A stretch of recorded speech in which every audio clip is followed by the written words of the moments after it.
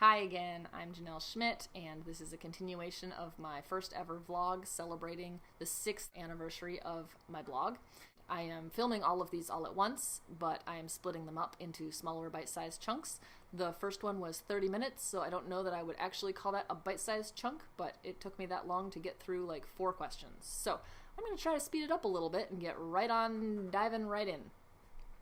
So today I am answering a question from Liv. She wants to know what my favorite Anne Elisabeth Stengl book is, and that's an easy question, which is why I'm starting with it. My favorite Anne Elisabeth Stengl book is Shadowhand. Yes, Shadowhand is my favorite of her books, but I have to say I haven't read all of them yet because A Branch of Silver, A Branch of Gold is sitting on my nightstand waiting for me to read it. My husband got it for me for my birthday, and it is definitely next on my list. So we shall see if that one topples my favorite. My second favorite would probably is Goddess Tithe, which is actually a novella. It follows Lionheart's story after he leaves Princess Una, or Yuna. I'm not exactly certain.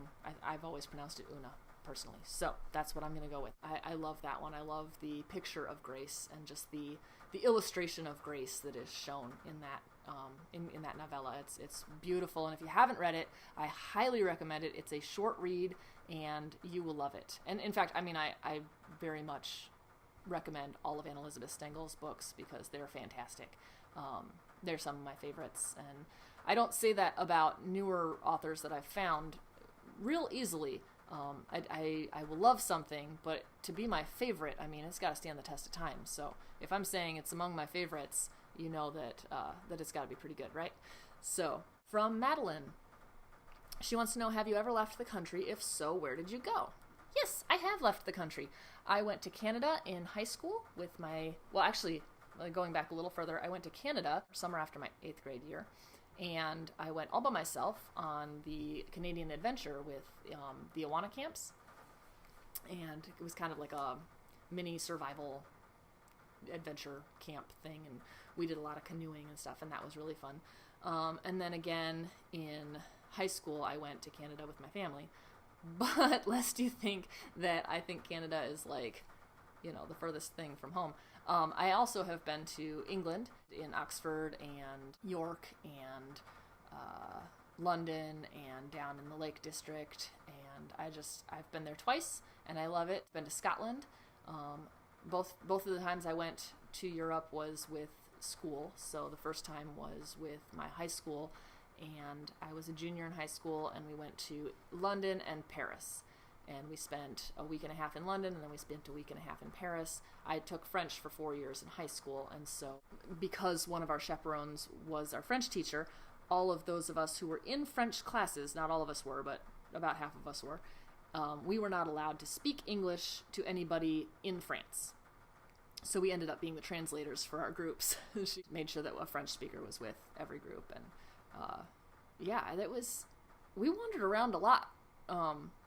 In England and France, and I feel like a lot of times my friends and I were just kind of shopping and walking around, and I feel like maybe I should have been more nervous about that. But it was really awesome. I loved being in England. I loved being in France. By the time we left France, I was dreaming in French, and I couldn't distinguish if someone was speaking to me in English or speaking to me in French, and that was really cool, and that's the closest to fluent I've ever gotten.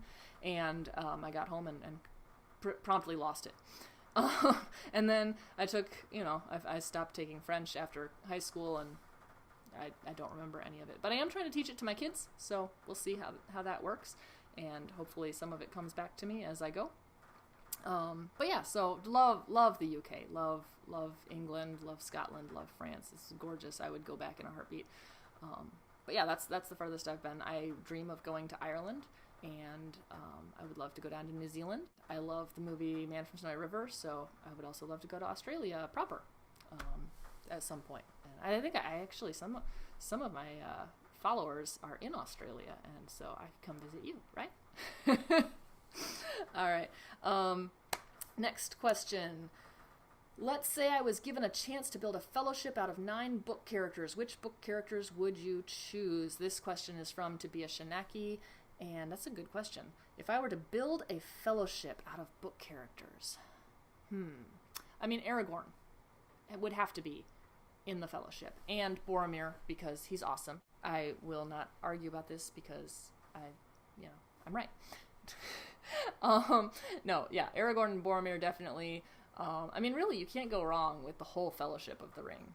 But if I couldn't just pick them, then I would definitely want Ianrin from Anne Elisabeth Stengl's Goldstone Woods, and my own Kieran Kane and Brant. I would probably want Haplo from Margaret Weiss and Tracy Hickman's Deathgate Cycle, because he's one of my favorite characters. Bean from the Ender's Shadow series by Orson Scott Card. Nick from Beaumont and Beasley by Kyle Robert Schultz. I mean, he would be very handy to have around. He could bring Crispin along because he'd be good for a laugh. Let's see, who else would I want in my fellowship? This fellowship would be really large. I would have quite an entourage. I think Ulk, actually, from Spicebringer by H.L. Burke. He would be fun to have. And Naya, obviously, because they kind of go together. Yeah, I think that'd be a pretty good fellowship. I think we'd have a lot of fun. Maybe Éowyn. You know what? I think Éowyn would be the last one because she needs to get out more and be a part of a fellowship as opposed to kind of a subplot. So, yeah, she'd be part of my actual main character group. Thank you for that question. That was fun. All right, next question.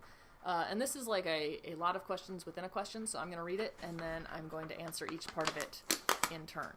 So, DJ wants to know, what do I think about reviews? Do you read all of them? Only the good ones? Are you ever tempted to reply to them? If you could say anything to people about why they should leave reviews and how to leave a good one, what would you say? Have you ever changed anything in your books or your writings based on reviews? How about editorial feedback in general? Is there some big scene that got cut, changed, or added because of what your editors or beta readers said? Whew, that is a lot of really good questions, all in kind of one real fell swoop. So, what about reviews? Let's talk about reviews first. Do I read all of them? Yep. I can't make myself not do it. I've had several different mentors and good writing friends say, don't read them. I don't know how they do that, because I can't not read them. Even if I already know by looking at the star rating that it's not gonna be good, I can't stop myself. And so I read them all, yes. I read the good ones, and I rejoice over those. I read the negative ones, and I drown my sorrows by going and reading 1-star reviews of Harry Potter. So that's how I stay sane. Am I ever tempted to reply to them? Only the good ones, and only to say thank you, really. If somebody leaves a negative review, again, I mentioned this briefly in my first vlog earlier this month, I just kind of figure they're not my reader, and I move on. If they didn't like my book, I didn't write it for them. You know, like, I have lots of people who love my books, and more every day, and you know, those are the people I wrote it for, and if, you know, that's life. And not everybody is gonna love every book, and that's fine. I don't love every single book that all of my friends love, and you know, vice versa. So, you know, I can't expect everybody to love my books, and I don't even really get that hurt, you know, if somebody doesn't. I mean, there's kind of the like, oh, you really didn't like it. I mean, like, you liked it so little that you felt like you needed to tell other people about it, you know, but other than that, whatever. All right. If I could say anything to people about why they should leave a review and how to leave a good review, what would I say? Leaving a review, a lot of people think it's for the author. Especially in the indie book writing community, they think it's for the author because in some ways it is. It's an encouragement if you liked it. It's a way to learn about things that you could do differently next time if you find a negative review. But it is a way to help an author look a little bit more legitimate, because people have read the book, people have responded to it, people are talking about it, and that's good. It's good. All of those things are good for an author. But really, a review is for other readers. Because if you are leaving a review the people who are meant to be reading those are the ones who are, looking for another book to read. And so they might be looking through the reviews and trying to find out, would I like this book? I don't want to pay money for something that I'm not going to like. And that's legit. So, leaving a review is kind of like leaving a trail of breadcrumbs for other readers coming behind you. Some tips for writing a good review: it doesn't have to be long, okay? It doesn't have to be this lengthy dissertation or even a book report like you wrote in school. It's just a couple of words about what you liked about it or what you didn't like about it. Either one is valid. A big thing to avoid would be spoilers.